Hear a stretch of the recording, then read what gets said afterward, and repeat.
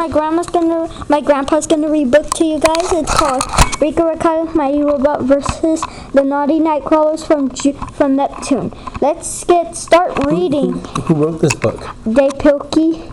Art by Dan Santa. And then it's from the creators of Captain Underpants and Sidekicks. I don't know what sidekicks that look like. Okay. Ready?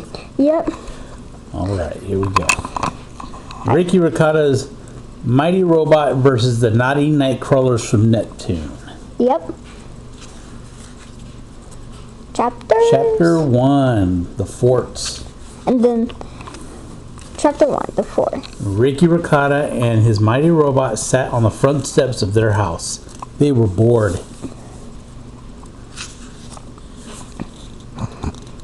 "We're going shopping," said Ricky's mother.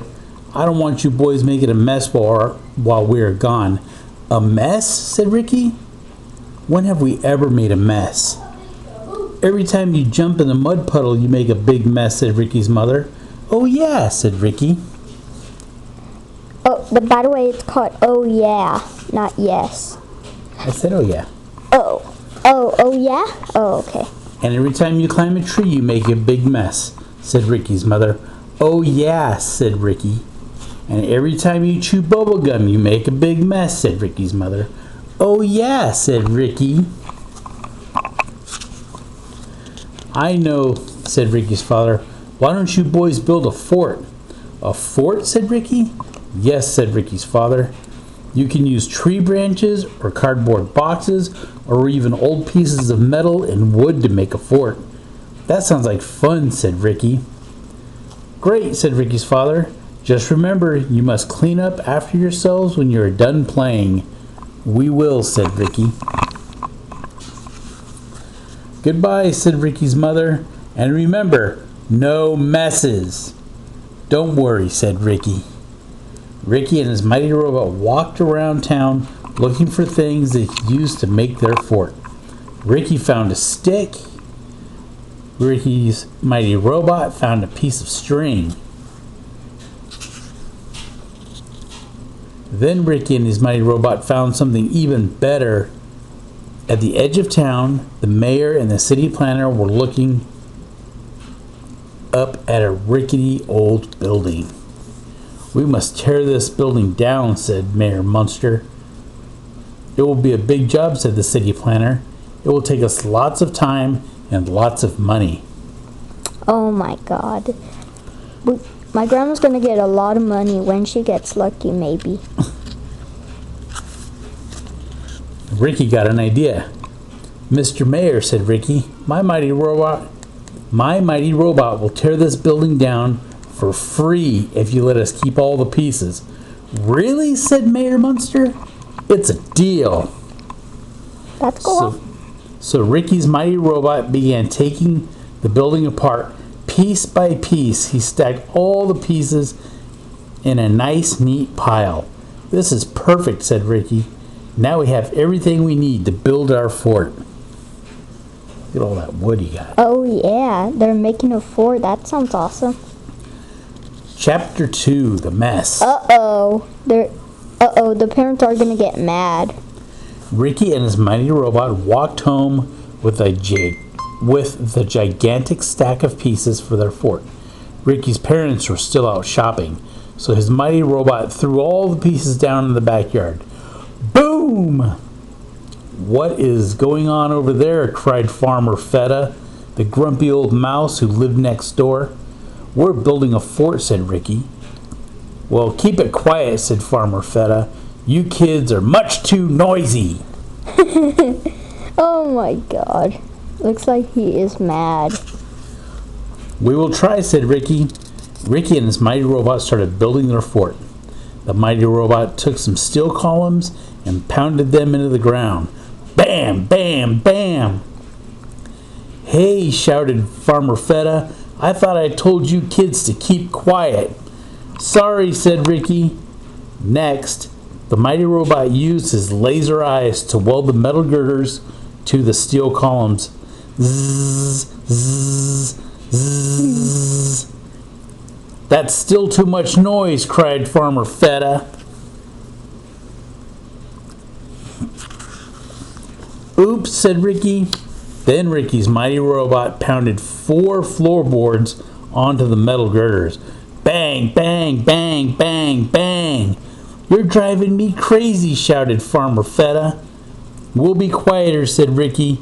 But Ricky and his mighty robot just got noisier and noisier, and Farmer Feta got angrier and angrier. Chapter 3, The Guest. Chapter 3, Guests. When Ricky's parents returned home, they saw the gigantic towering fort that Ricky and his mighty robot had made. Ricky's mother was not happy. You boys are in big trouble, she said. They're gonna get grounded. It was Dad's idea, said Ricky. Ricky's dad was in big trouble too. Look how she's looking at him. Oh my God, oh my gosh, both of them are gonna get grounded. We're having guests over for dinner, said Ricky's mother. I want that mess cleaned up right now. But Dad said we didn't have to clean it up until after we were done playing, Ricky said. Ricky's dad was in even bigger trouble. Ooh, Dad. Uh-oh.